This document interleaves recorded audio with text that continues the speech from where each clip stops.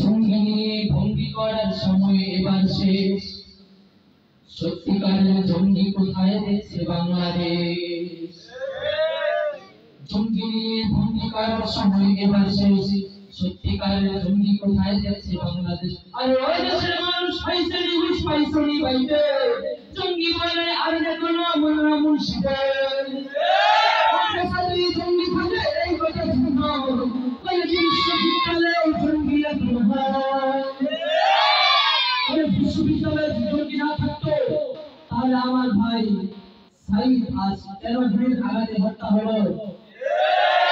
আমার বোন মিম আক্তার কেন গুলির আঘাতে হত্যা হলো? সেই ভাষণে পড়াশোনা করে তাদের নামের শুরুতে ছাত্র লাগানো আছে। তাই ভারতরত্ন হৃদয়ে আসলে এই সঙ্গীতটা আপনাদের সামনে উপস্থাপনা করছি। মাদ্রাসাতে জঙ্গি থাকে এই কথা শুনো, কলেজ বিশ্ববিদ্যালয়ে জঙ্গি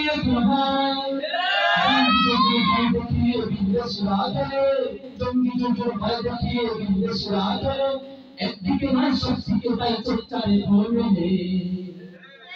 জঙ্গি মারো জঙ্গি মারো জঙ্গি মারো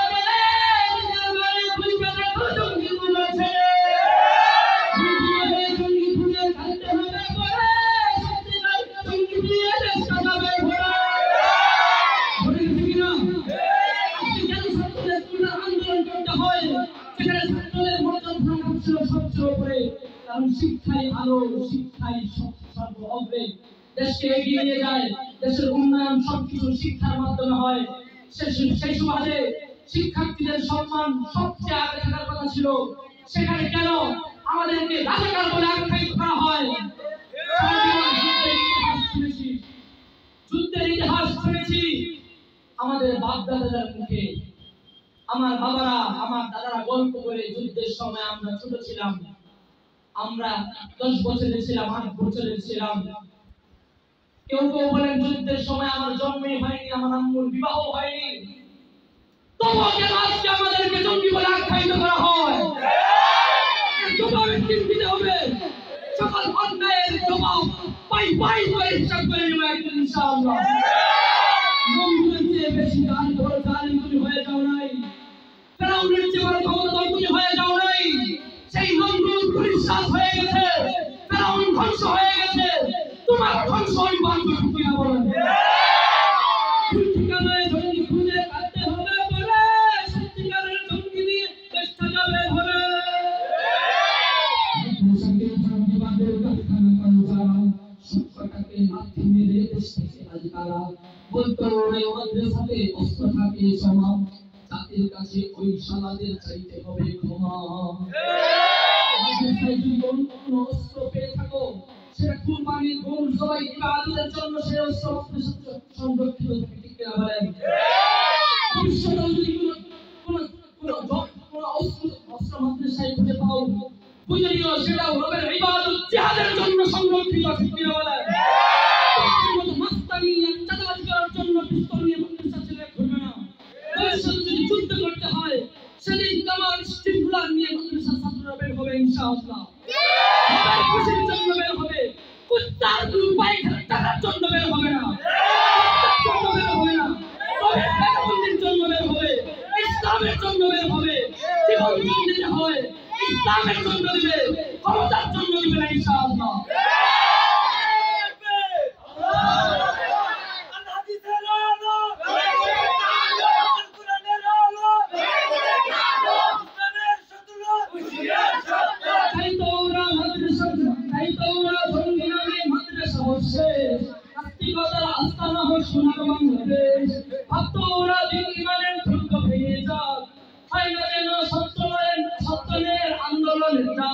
আমরা বলবো সত্যের আন্দোলনের ডাক বন্ধ করার কোনো ক্ষমতা তোমাদের কাছে নাই।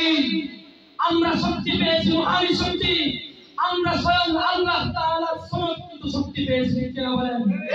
আমাদের কাছে প্রমাণ হতে পারে সেই খালিদ বিন ওয়ালিদ উমর ইবনে খাত্তাবের ইমানের শক্তির যে শক্তি ছিল সেই শক্তি সংরক্ষিত আছে, ঠিক কিনা বলেন?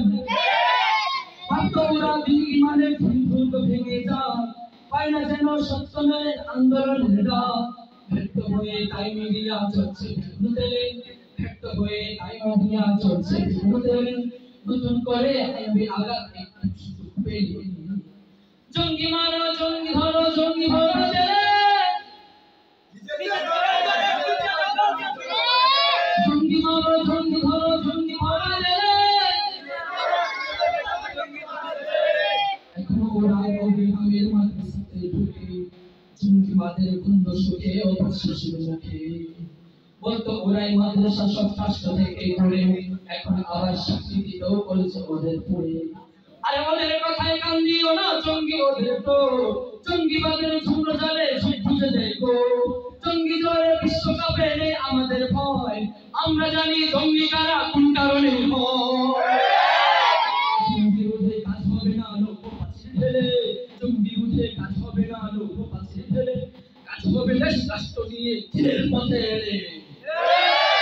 জঙ্গি মারো জঙ্গি ধরো জঙ্গি মারো চলে, নিজের ঘরে খুঁজে দেখো।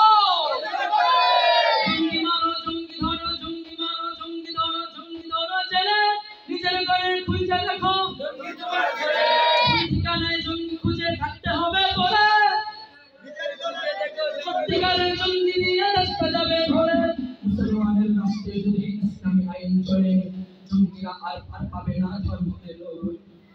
ইমানের সবকিছু আজ বন্ধ যদি হয়, জিহাদ নামের জঙ্গিবাদের থাকবে না। আর এর সমাধান করতে পারে রাষ্ট্র বা সরকার, মুসলমানের দেশ বাঁচাতে ইসলাম দরকার। পাখির খাঁচায় মাছ থাকে না, মাছের পানি চাই, ইসলাম ছাড়া বাংলাদেশের অন্য উপায় নাই। চলছে মাছ ধরতে জানাই কিছু নিয়ে গেলে, চলছে মাছ ধরতে জানাই কিছু নিয়ে গেলে, দেশটাকে তাই জমের খাঁচায় আত্মীয় না ঠেলে। জঙ্গি মারো জঙ্গি ধরো জঙ্গি ধরো চলে, ঠিকানায় জঙ্গি খুঁজে থাকতে হবে